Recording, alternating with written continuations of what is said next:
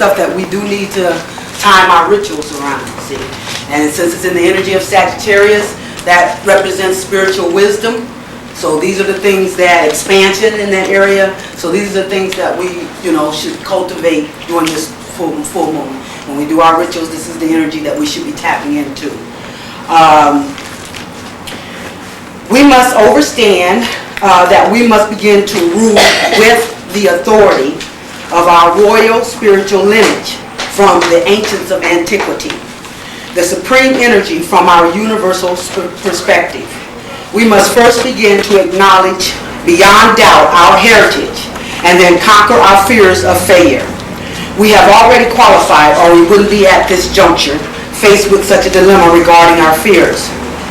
The spirits will guide us in overcoming those fears, those doubts, and yes, the guilt. We only need to open up to the guidance of the universal forces, which is a collective consciousness of righteousness governed by the laws of the universe. Our energy demonstrating this cause contributes to the creative completion of the cosmos. Fear is not even an issue in the grander scheme of things. Believe it, learn it all you can of the energies that represents our inheritance. We've already earned it. We have been forged by the fires of alchemy. We must believe, cleanse, or purify ourselves and act in accordance with these righteous principles. Then anything we believe we can be accomplished. But know that before we are successful, our hearts will be weighed against the weight of a feather, demonstrating the principles of Mayat. Incidentally, whenever a feather appears in your path, that is a gift from the spirits indicating your progress in this principle. Is that why I saw the blue jet feather from my step? Absolutely. Anytime one falls in your path, that's a gift from the spirits. And that's indicating your progress on, how your heart is becoming purified. Okay? And to those principles of Mayat. Okay? So pick them up. And it says, we will be directed to relinquish the trappings of material desires. To sense the liberation of this is truly magnificent in its glory. Celebrate, because we are in a powerful time of fruition, and we are about to take the ride of our lives. This week we will begin to identify with the energies that represent our spiritual ancestors. We will be looking at the Egyptian philosophy to understand these deities. Okay? Now, one of the things that I did want to, I looked for last week, I had read this before, but I looked to read it again last week because of a question that was asked, but I couldn't find it at this time. So I want to repeat this because it kind of puts an overall perspective on what I'm trying to represent here. It says, all is temporary in man except the pure, bright essence of universal soul. The sun. Man is its crystal ray, a beam of light immaculate within, a form of clay upon the lower surface. That beam is thy life guide and thy true self, the watcher and the silent thinker, the victim of thy lower self.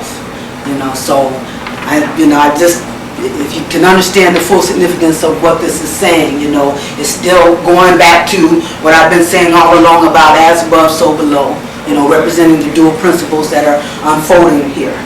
So that's just a beautiful way of expressing it. We're going to definitely get into identifying the deities of the underworld now, because these are the deities that are that represent our ancestral energy. And I want to reiterate what I've been saying from the very first lecture series, is that when I'm talking about deities and I'm talking about gods, I'm really just talking about energies, principles of energies, So, understand that or overstand that, because we have to remove ourselves from that literal level of understanding. We have to be able to supersede the physical and start seeing everything in its fullness. And to do that, we must understand that we're talking energy principles, not just on a singular level. See, Anytime you want to deal with a spiritual, you're talking about a collective. Anytime you want to deal with an individual or the physical, that's what you're talking individual, you know. So that's that dual principle, you know. So whenever we're talking physical, we're talking an individual. Whenever we're talking spiritual, we're talking a collective. And so when we're talking about principles of energy, we're talking about a collective consciousness, you know, principles of collective consciousness, okay? The first material I want to read out of is from the Hermetic Magic. And I just want to get you familiar with these deities of the underworld, because these are the deities that are our ancestral lineage, okay? Let's see.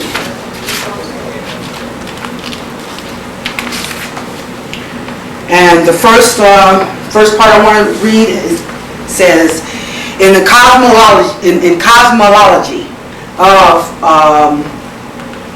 Heliopolis, let's see, the first entity, Atum, the All, gave birth to the first cosmic pair, Shu, space or air, and Tef, nut, moisture or water, through a masturbationary act of creativity.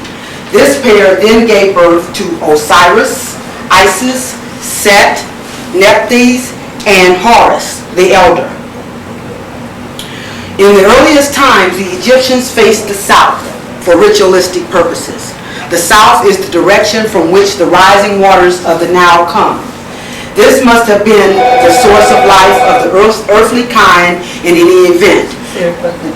We know they originally faced south because the Egyptian word for north meant back of the head, while those for east and west are left and right, respectively. In later times, this became a true orientation when the increase of the importance of the sun in Egyptian cultic life, the ritual direction was changed to the east. So it really, when you're performing your rituals, then it is really the south. Okay, it was changed in later times to the east, but the ancient Egyptians used the direction of the south to perform their rituals. So that's what you want to do. You're going to acknowledge all the four corners, but the south is the way that you would normally face when you're performing your ritualistic practices. Okay.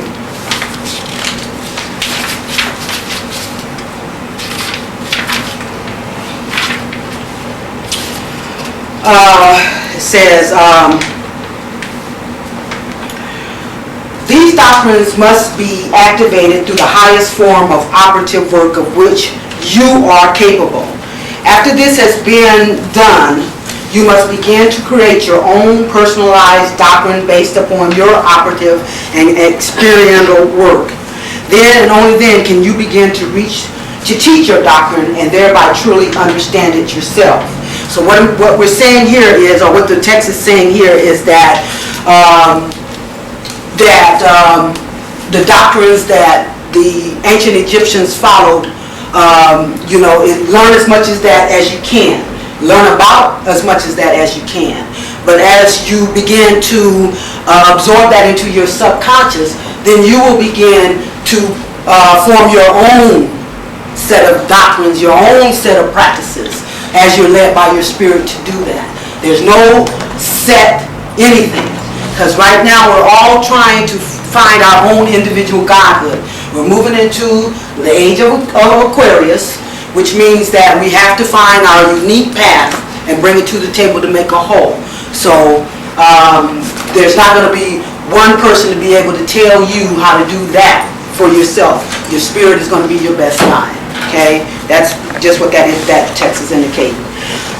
The ultimate aim is the creation of your own cosmology based on a particular synthesis of component elements. Okay, does that make sense? What we're trying to do is create our own universe, our own internal universe that will correlate or fit in with the basics of the elements. See, So that's how you develop your own practices, you know. It's all about elements, it's all about nature. When you get in tune with that, then you're getting in tune with what you need to in order to come to a greater understanding.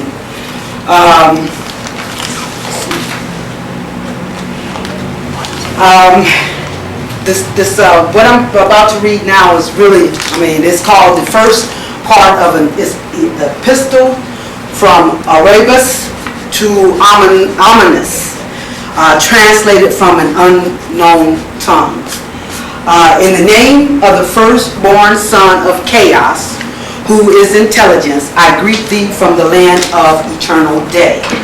Thou hast asked of me to set down in words my knowledge of the origins of the orderings of the world.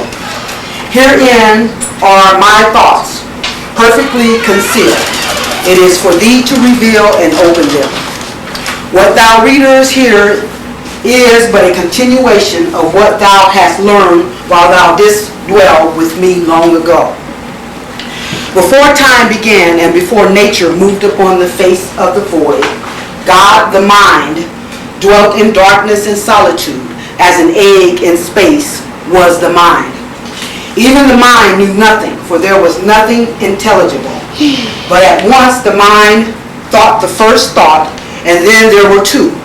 Between these two, the mind, who is the bridegroom, and his bride, who is his thought, and whose lips drip with honey, because she is wise, did all intelligent things come to be.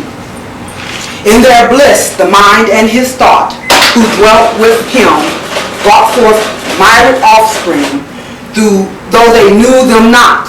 From the honey-sweet lips of Sophia, as the thought of mind is called today, sprang forth an eternity of circles, each one smaller and less like her than the preceding one. Though she knew not what she did, her creations gave her great pleasure. Thus were born the Archeons and their Aeons, which they govern and watch over and guard with ferocity. But when her creative pleasure had passed, there was born in her a burning desire to know what lay beyond. This desire was bequeathed to her by her bridegroom on their wedding night. This was her first gift, but his last will be the revelation she receives when they are reunited. Gifted with her burning desire to know, she set off into the created realms. As she entered each of the succeeding aeons, which had issued from her own lips, she expected to find the bliss she had known with her bridegroom, but found only pain and sorrow as she was violated and caused to suffer at the hands of each of the Archeons. With each of her violations, the aeon wherein she dwelt was filled with creatures and given shape and form. When her violation was complete, in one eon she was passed on to the next below. As she fell below the realm of her eons, she reached the center of all, wherein there shimmered a heavenly water. In this water was reflected the image of the realm above, whence it came. In this vastness dwelled 12 creatures, who girded it from without, and 12 who anchored it from within. And the second 12 are 7 and 5 in number. While on the earth, Sophia took upon herself a body, that she might come to know the ways of the earth. But on earth, it was little different from the way it was among the aeons. And in the earth, creatures were brought forth from her violations. Memory of her bridegroom had all but faded from her memory. But what she had of it, she imparted to her children, that they might be instilled with some measure of her gift of desire. And thus, when the concerns and the earth in its midst made complete through the suffering of the first thought. Now I could tell thee of the search of mind for his thought, and how he quested after her through the eternities of the ages, but that must wait for another day. Today, what thou must learn, however, is the shape of the cosmos as it is today. The realm of earth, where thou dwellest now, consists of 4 base elements. These are earth, water, air, and fire. A 5th, ether, connects these to the realms above and to the heavenly forms of the base elements. Below the earth lies the infernal, or nether, regions, wherein chaos still reigns and Typhon is king.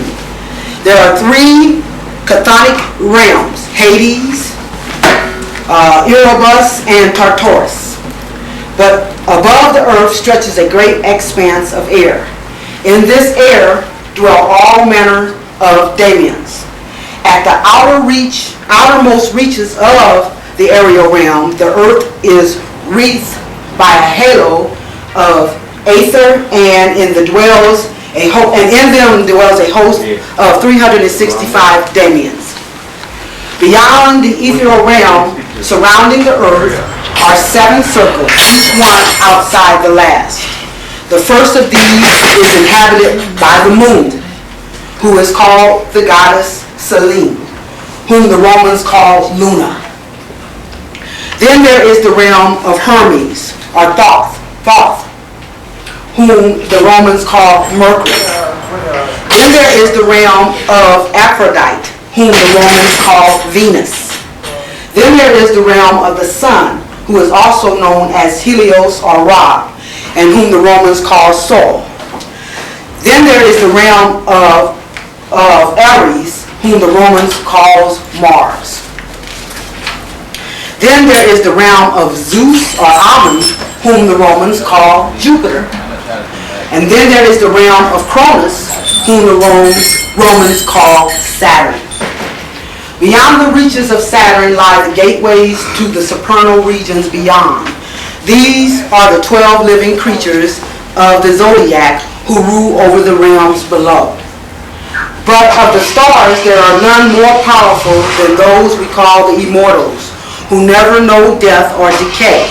These are the eternal ones of the northern heaven, wherein dwells the ageless intelligence. There are many gateways to the supernal regions, wherein dwells the infinity of aeons. Each aeon is ruled by an archeon, and each is an expression of a word which issued from the first word uttered by God the mind, which was an embodiment of his first thought, and who remains hidden from him until he is able to find her in the nether region.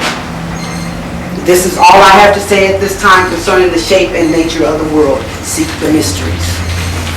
And this is called, like I said, this is called the first part of the epistle from Abaris to Amanus, translated from an unknown tongue.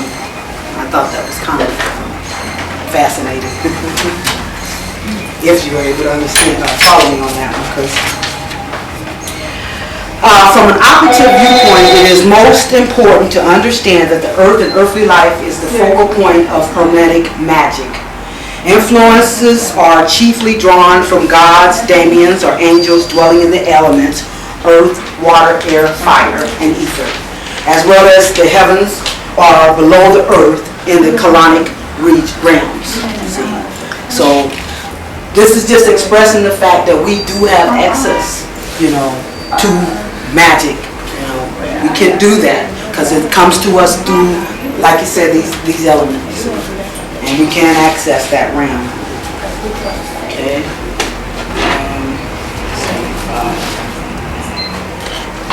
And I know that's what I've been telling you all along, but I want you to know that it's just not something that's coming from me. That this is information that we should be discovering. It should be noted that from the earliest time, the cause of the individual will was championed by the god Set, Typhon. Although the official cult of Set declined in the latest periods of Egyptian history as that of Osiris ascended, the Typhonian spirit gained power as foreign philosophical and religious schools from Greece and the East gained strength. The chief organ of true psychic activity, that is thinking, feeling, and so on, is the heart. This is the innermost self, the seat of knowledge and reason as well as emotion. It is here that the intrinsic conflict between the assertion of the individual will and the right sense of cooperation with social complexes is played out. The balance and harmonizing of these was the task of the Egyptian eye. The outermost self is embodied in the tongue and is symbolized by the name Ren. Terms must frequently discussed as soul concepts among the Egyptians are the Ba and the Ka. In fact, these are not normally used by the living person at all, although they are present in life.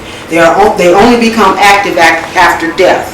The Ba is the post-mortem body or soul, the life in death, while the Ka is the body double of the person. The Ka may, however, be activated in life through certain magical technologies. I've been telling you all along, we have the power within us to perform these things through rituals. And this is just a verification of that. Let's see. Now, this is the second part of the epistle from Abolish to Ominous, a hermetic anthropology. I now continue on the topic of the character of the Anthropos. As thou hast also asked me to set down in words my knowledge of the origins and characters of the Anthropos. Again, my thoughts are herein perfectly concealed. It is for thee to reveal and open them. Know thou that the Anthropos is a creature of intermediate nature, and become like unto a creeping vine, or like unto an angel or God. The key is found in the will of the Anthropos himself. Man, or the Anthropos, it is said by some, was created in the image of God. This is indeed so, but his origin is not singular, but manifold.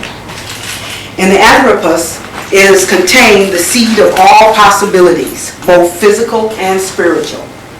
In the earth are contained all physical possibilities, and so it is in the body of man. But only the soul of man contains the seeds of all spiritual possibilities. This is so because the Anthropos is indeed a reflection of the totality of the Most High, the One, the very God who could do naught else but create. And create he did by means of his thought and his word, which is embodied in his thought. In the Anthropos were coalesced the potential of the Most High, but this cannot be realized unless it receives impetus from within the creature whereupon he hears the word. The body of man is the focus of the perfect reflection of the essence of the cosmos, of the universal ordering of the world. Man need not study the cosmos to learn its secrets, but by studying the body to which the soul is for a time wedded, he shall be able to know the mysteries of nature. The soul is wedded to the body now and again for a purpose. The purpose is revelation. In the body, there is a system of hidden affinities or correspondence, and between certain bodies there are other hidden affinities and correspondence. So it is in the larger cosmos, so as it is in the larger cosmos. By knowing thy own body, thou canst know the cosmos. For as it has been said, that which is above is like unto that which is below. In the same way, the Anthropos, being endowed with a soul which originates in those realms beyond the physical universe and from beyond the stars, can come to know the realm of the spirit and the ethereal realms beyond the earth by coming to know his own soul. But before it can be known, it must be discovered. Having been discovered, it can now become the object of the inquiry of the will of the Anthropos, destiny of the soul. What the soul comes to know depends entirely on the inner character of the soul, and then what the will of the soul undertakes to cultivate the seeds which are found in that character. If they follow their appetites and are nothing but creatures of nature, and do naught else with their lives than consume and execrete, be that food, money, or effort, they will be little else than plants, or at best earthworms. If they follow their senses and are nothing but creatures of nature, and do naught else with their lives than gratify their 5 physical senses, following pleasure and avoiding pain, they will be little else than beasts of the field. Perhaps therein they shall become as noble as a hound or eagle, but they shall not be human. If, however, they apply the rationality of their souls, and by means of their own efforts rise above the appetites and beyond the senses, to them a great mystery shall be revealed. For they will have become truly human and will come to understand their connections with the realm above. But yet greater mystery will be revealed to those who learn how to cultivate the seeds of divinity, which are innate in the soul of the elect of the earth. Each seed, such seeds are cultivated by exercising the faculty of magic, the ability to use knowledge to alter the nature of the soul, or to alter the order of nature surrounding the soul. Upon the death of the body, it returns whence it came and becomes one with nature once more. This will also be true of those souls which have been consumed by their own appetites, or which have been imprisoned by their own illusionary existence in the realm of images presented to their senses in life. But for those who have applied their rational facilities, some part of their souls may indeed survive, though they will by force of necessity forget all which they have learned in life, only to return to life in time, go beyond the gifts of the rational soul to ascend to the realm of the demons and angels. Only those who have life exercise the faculty of the divine and themselves become as one with an angel or demon will be able to drink of the waters of memory and thereby retain that which they have learned and developed of the divine in the time of life when the soul was wedded to the body. So there's different stages that you can ascend to, and it depends on what it is that you allow to keep you from ascending. If you, like I said, if you're wedded to your own desires, you can stay on the level of the animals. You can stay on the level of the plants. You can stay on the level of the animals. You can even stay on the level of the humans. But you have the power to ascend beyond that. But that depends on what desires and what appetites you cultivate in life. See, so but we have the capability of going as far as we want to go, because as it mentioned here before, man is only in the likeness of the all. So it's only a matter of the level that you want to stay in. Let's see, what page? 284. The Egyptian idea of a god was itself rather abstract in some respects. The Egyptian word for god is neter. The plural form is neteru. These neteru seem to have been something akin to principal substances. This is why they could be so easily mixed and combined in the Egyptian mind. Whereas the Greek might have distinguished clearly between the god and the principle of which the god might be a manifestation or image, the Egyptians recognized no division. Okay? And a lot of this is just kind of a reiteration of what I've been telling you. Now we're going to really get into most of the major divinities of the Egyptian pantheon make regular appearances in the ancient magical papyri. Thoth, I'm gonna write it down. See.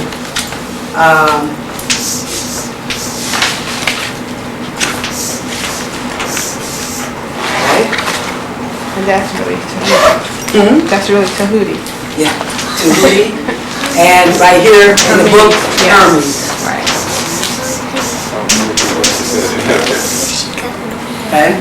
Okay, so pronounce that for me again. Thought. Both. Okay. um, the Greek form of this god's name is the label under which the whole philosophical and magical tradition of the Eastern Mediterranean is found. But it is likely that it is with the Egyptian neter that the root of the tradition is to be discovered. In the magical papyri, the name of Thoth appears in various forms and spelling. Each has its own philosophical power. The actual Egyptian form of his name is, I'm going to just write it down because there's no way I'll be able to pronounce this. This is how they got it. H-W-R-Y.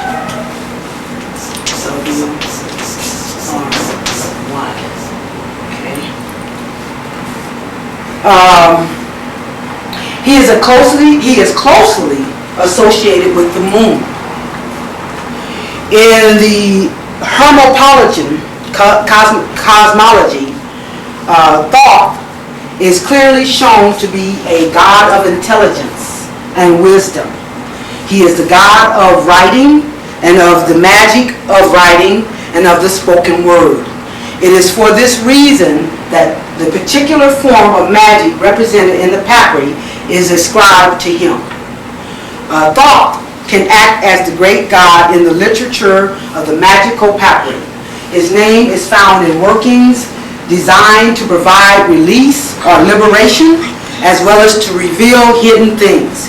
He is often invoked in conjunction with moon workings, and for victory or to retain the anger or to restrain the anger of others.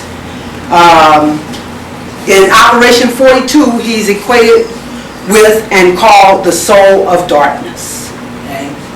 That's the information on him. You know, he, like she said to Hootie, you know, he was the one that was supposed to have uttered the first word, uttered the first words to cause the energies to form creation. You know, intelligence. So then we have Ra.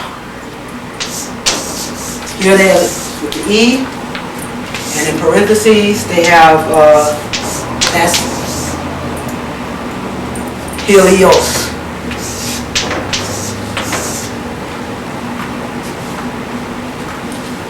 Okay.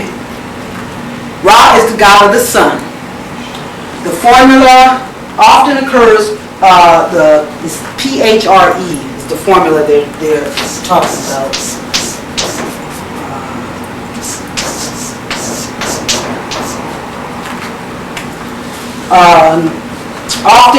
Occurs quite often in the ancient magical papyri. This form of the name of the Egyptian sun god Ra was a definite article attached, meaning therefore the sun. This is the name of the god in the later periods of Egyptian history. In ancient Egyptian theology, Ra is the creator god, the first of the gods. He is called Atum as the setting sun and Ra at midday. The disk, or better said, the orb of the sun is called Aten. And the reason why they have so many names, each name represents a characteristic, see? So, you know, so that's why you get so many multiple names. That's just because it's such a vast concept, it has to be broken down into characteristics. And each characteristic is given a name. So that when you want to evoke a certain characteristic for a certain purpose, you will call on a certain name that best embody the characteristic, you know, of these deities.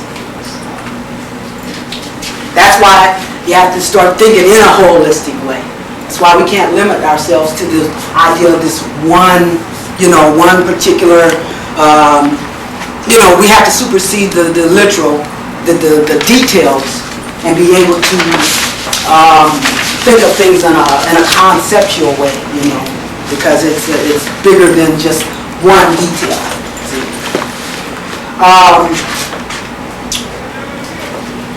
Let's see.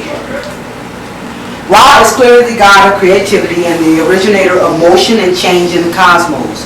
Ra is commonly combined with a wide variety of other god forms and often equated with others. Two of the more notable of these combinations occur in the Papyri literature and with Helios and Horus. Let's see. Ra, as he usually appears in the magical papyri, is a sovereign figure of centralizing and general magical force. Obviously, the image of Ra was rehabilitated through later contact with the astro-philosophical view of the Greeks, who viewed Helios as the sovereign of heaven.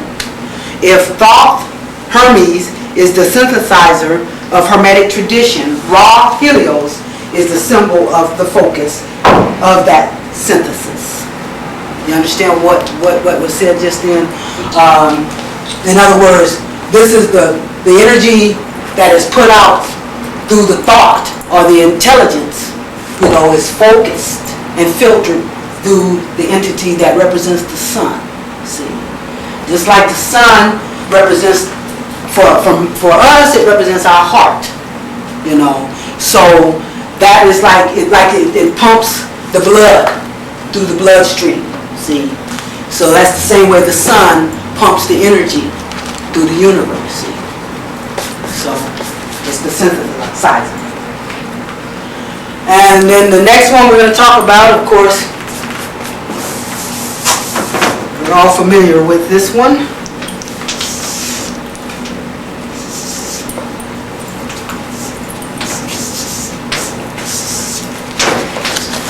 Osiris.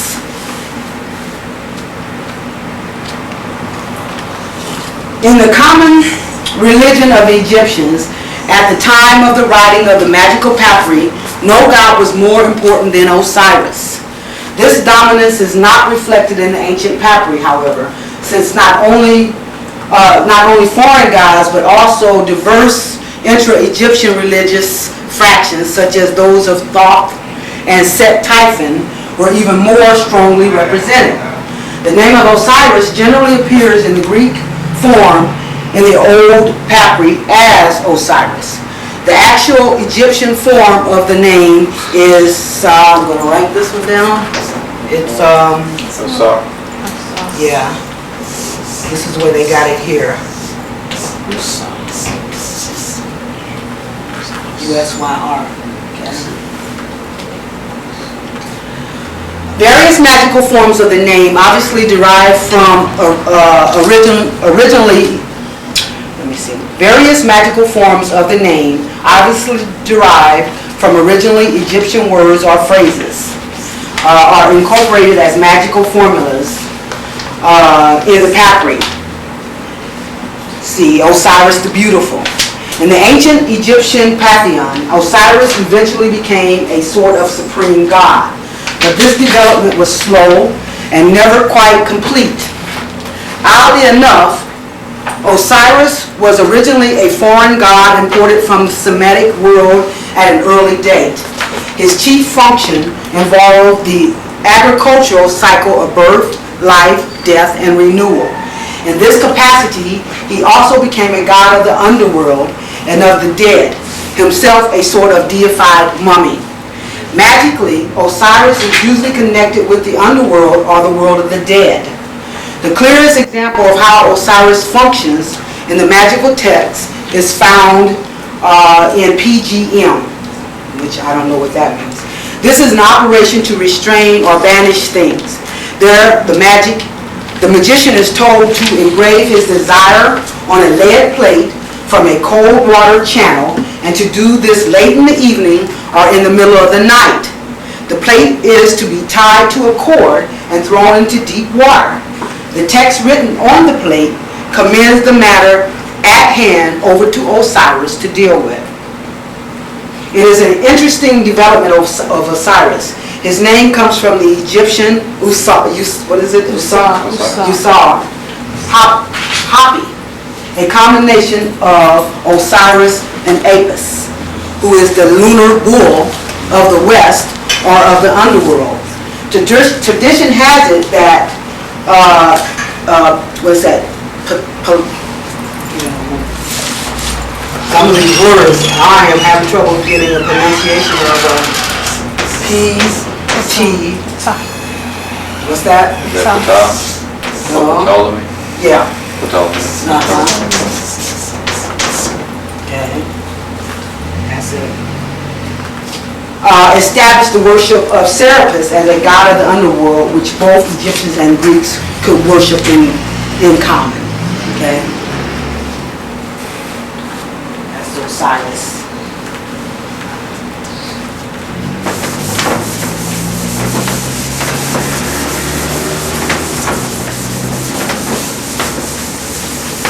And of course, the next one we're going to talk about, who knows? Guess. I'll say it. Us.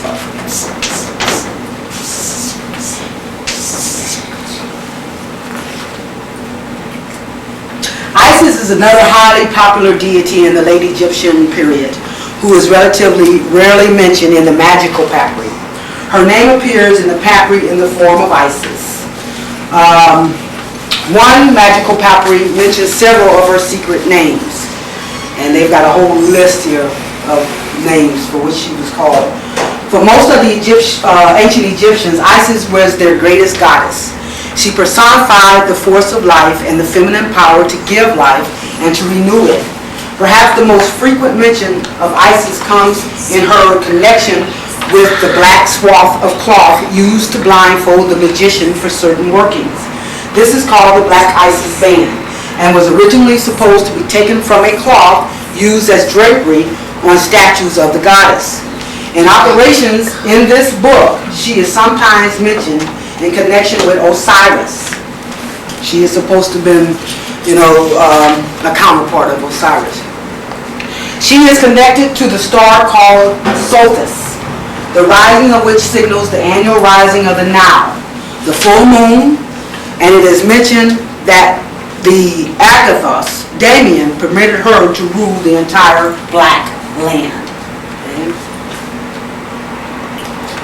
Next one they talk about is Horus. There were, of course, two distinct gods in the Egyptian pantheon called Horus. One was among the most ancient of the Egyptian deities, Horus the Elder. The other was the son of Osiris and Isis. Horus the Younger, in the latest period, the two were identified, at least by the Osirians. The symbol of both was a falcon. In the papyri, the name of Horus commonly appears as Horus the Elder or Greater. Appears in a magical formula in a hermetic rendition. In the ancient Egyptian pantheon, the two Horus figures originally had very different functions. The older one, true to the actual meaning of his name, was a deity of the horizon and the chief god of the inhabitants of Lower Egypt.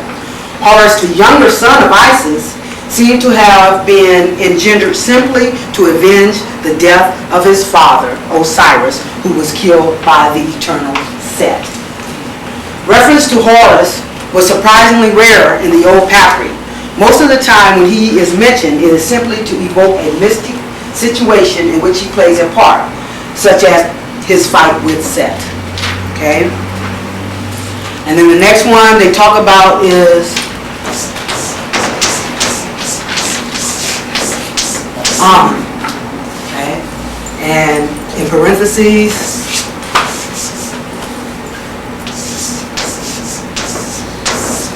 Zeus. The name of Amun or Amin, appears frequently in the papyri. There the name is usually spelled, I'm not going to even try that one. His name originally indicates he who keeps his name hidden. He was thought to be beyond the ability of men or gods to conceive of him. Although Amun was an ancient god, he was only of local importance until later in Egyptian history. He gained his greatest popularity in combination with the sun god Ra in the form of Amun-Ra. But his importance in the later Hellenistic age stemmed from the identification of Zeus with Amun. In the form of Amun, the Egyptians and Greeks worshiped the god in common. And then the next one they talk about here is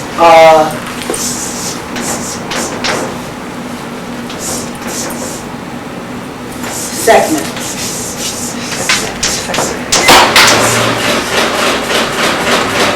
The lion goddess. Sekhmet makes only rare appearances in the old papyri. For example, in operation number 23 of this collection, one of her esoteric names appears. Her main function in the ancient Egyptian pantheon was that of a goddess of war, plague, and aggression. Her name is derived from the Egyptian word power. As such, her essence was certainly understood by the writers of the papyri. So she is one of them that you would call on when it comes time to raise hell. When you want to throw down, that's who you go to, Sekhmet. That's the energy you want to appear to. Sekhmet. Then we have, this is another one.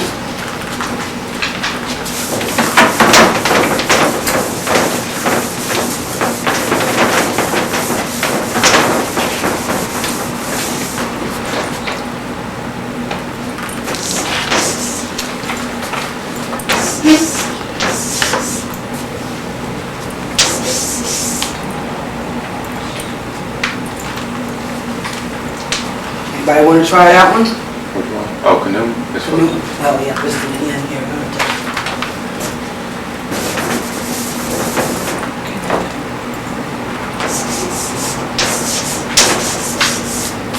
Canoe.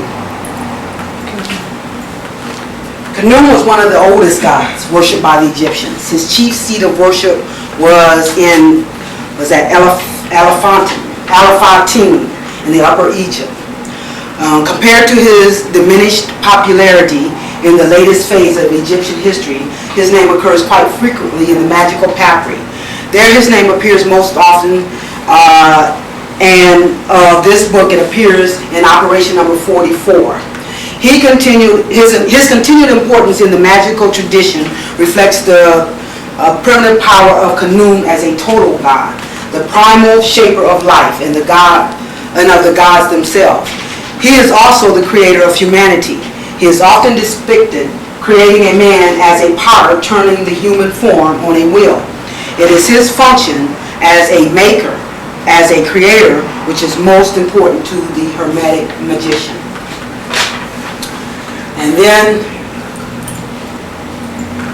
the one that I've been talking about throughout my series, which represents our energy.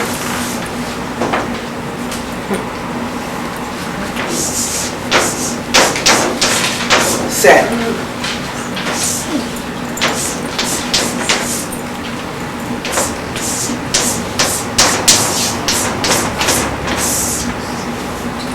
Set. Typhon. The name of Set appears quite frequently in the papyri, despite the fact that in the more common cultic life of the Egyptians, Set had become largely diabolized by the late Roman periods of Egyptian history. Set is unabashedly used in the magical papyri. The form of his name is usually rendered as CH, like CHO. And they got a little something inside of there. Other magical names or formula in which the name of the god Set appears to include the oldest and occurs so frequently in operations which also use Set that they too must be considered secret names of certain aspects of Set Typhon. In the history of ancient Egyptian religion, no god is older than Set. No other god underwent such radical changes in attitude toward him by the people. In the beginning, Set was a regional god of Upper Egypt. He was a warlike and aggressive force with tremendous creative powers born of chaos and darkness. When foreign invaders came to dominate Egypt on occasion, it was Set with whom they most identified their own god. Due to a combination of Set's original ambiguities and his subsequent alliance with hated foreigners, many of the other Egyptian cults vilified Set as a god of evil. This found its ultimate expression in the late and decadent Osirian cult. The Sethian force was never fully rejected by the Egyptians. His symbols and his power were thought to be indispensable by all Egyptians. For example, the scepter carried by many Egyptian gods bears the distinguishing marks of Set, the head of the Set animal, and the characteristic forked tail. Other symbols of Set include red color, hence the general taboo on the use of lamps colored red in the historical papyri. The animals closely associated with him are the donkey, the ass, the pig, and the fish. It is for this reason that the papyri often speak of the use of the blood of an ass, especially a black one, or the prohibition on the eating of pork or fish to maintain ritual purity. In the old magical papyri, Set Typhon may be evoked for any number of purposes. This is certainly because among the old Egyptian gods, no other god would more amplify the role of the Hermetic magicians in the social order than Set. By the twilight of the Egyptian culture, typical magicians were figures out of step with their native Egyptian society. They had enthusiastically embraced foreign thoughts and practices and had rejected the domination of the Osirian cult of the establishment. Thus it is easy to see why Set would have become one of their models. Nevertheless, warnings are often made in the old papyri not to use certain Setian symbols, such as the color red, or to eat fish, pork, and so on. In another spell, however, the god may be invoked freely and his name exalted.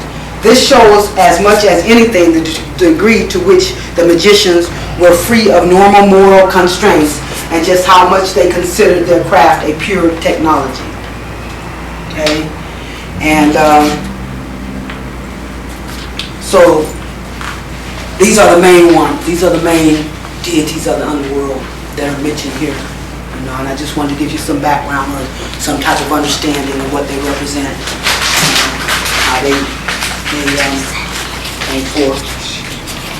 And the last thing I want to read from this is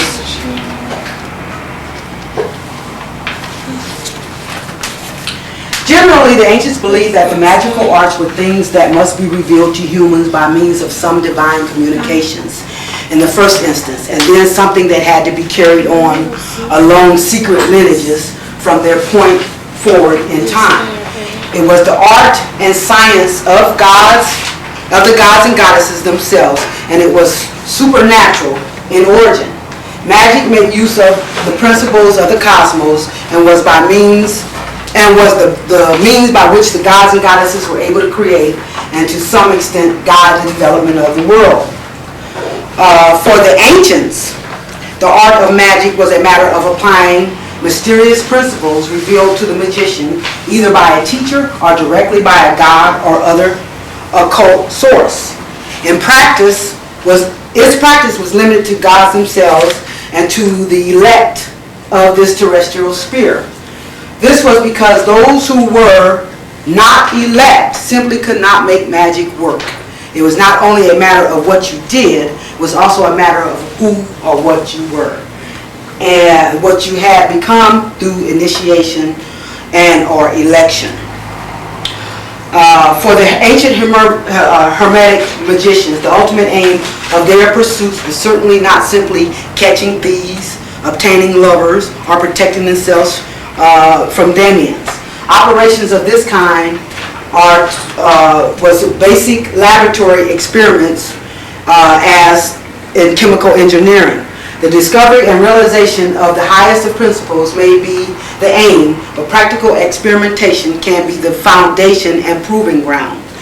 The theoretical underpinning of ancient Hermetics was provided by the idea that all existed was derived from the fullness of being, and was thus of one essence, and that all of this was therefore linked from the cosmology orderings through the theological and Damian realms down to the psyche of humans.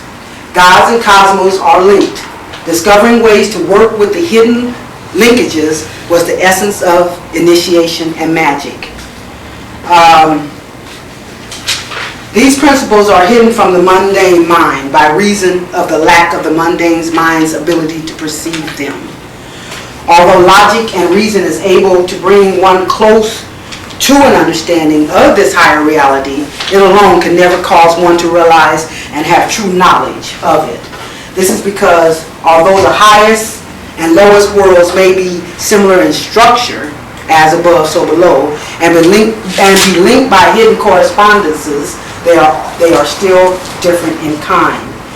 The science holds the greatest single key to theological understanding of the magic of the ancient Hermetics, at least as far as the evidence of the Greek magical pathway allows us to discover.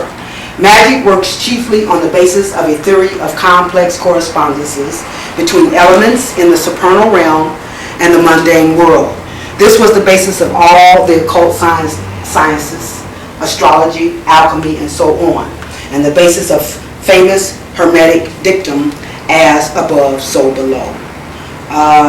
It's a multi-dimensional system of symbolic correspondences with a ready-made communicative context. As humans can communicate by means of sounds and visible signs in writing, so too can humans communicate with gods, as gods must be able to communicate with one another by means of the more mysterious aspects of the elements. So, it's just kind of saying in more scientific terms what I've been trying to express. It's the fact that we got to start doing it. We got to start doing these rituals. We have access. We can make a difference. Not only in our lives, but for the earth and for the universe. See? So we do have that capability, and believing it. Just like I said, starting off, first we have to believe it. Then we must cleanse or purify ourselves and act in accordance with these righteous principles in anything we want to do, anything we want to perform, we can do. We can do. So when I talk about cleanse and purification, I'm talking about we're going to have to tear down these old ideas about what things are, how things are, what we've been programmed to believe, and start, accessing another realm, or reversal, as I've been saying. We have to reverse our understanding, in order to become full and holistic. Yes? Someone told me when I was studying about that, it's better for us because everything is vibration, that we should learn the actual way that our ancestors pronounce those. Like, for instance, Horus would be Haru, because it vibrates within us. And everything, has vibration, so we give life to it. And when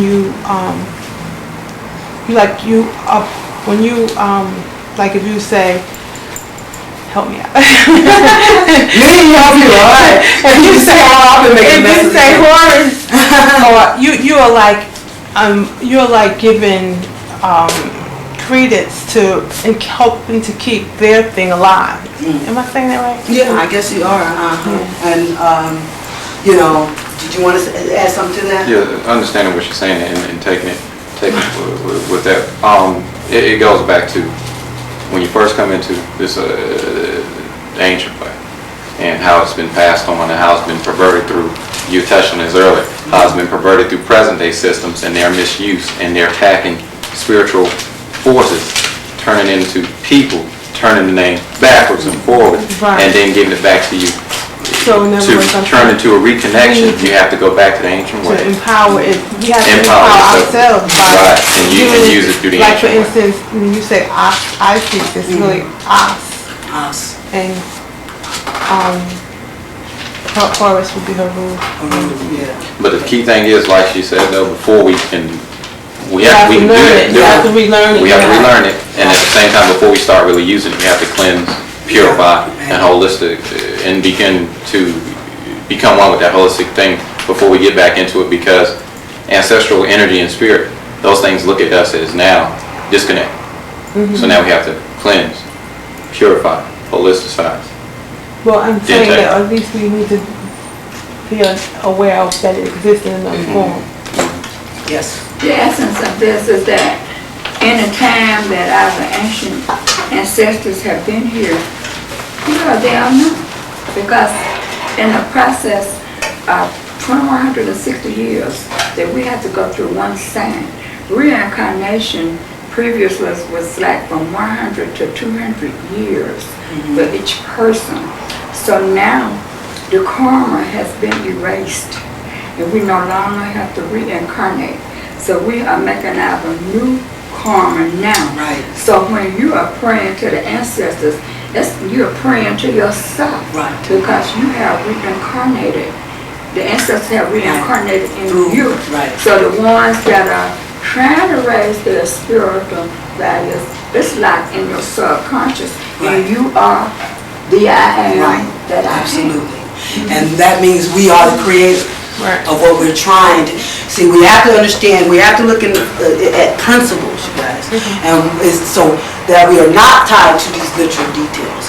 What you're understanding is what is important, okay? Because it's what's coming from the spirit realm, the internal, or like she said, the ancestors. So it's our understanding of what we're putting forth is what we're creating, okay? So you can get hung up on those pronunciations, and that can keep you from, okay, like, what's his name, Bach. I just can't pronounce that word right. So am I gonna let that hang me up? Am I gonna let that stop me? You know what I'm saying? It's not a matter of how I'm pronouncing it. It's the essence of what I'm, trying to put out with that. It's the energy. But what I'm saying is, I'm not so much saying get caught up in how it's pronounced, but I'm saying basically knowing that it's yours and to bring an empowerment within yourself. That's right. That's what I'm saying. Yeah, basically. right. Excuse me, I beg to differ with you on pronunciation because you have negative entities out there. And when you're doing those rituals, and if you don't put your protection around you, and you will accidentally mispronounce a word, and you can call in a negative entity that can invade your space, and they are called walk-ins. So, the pronunciation is necessary. Yeah, well, yes. So I have a question. You said that set it represents our energy. Can you explain that? Oh, okay. From the beginning of my lecture series. Yeah, I missed them. Yeah, I've been making a connection between Set, who is now we know as planetary Saturn, okay, as our energy, okay. I've done this by various texts. I've read out of this book here, Set, who was the first son of the Great Mother, and how they connected Set to the black energy and all of this. Representing the planetary Saturn, which is the planet that represents limitations, obstacles, oppressions, it also represents the colors brown,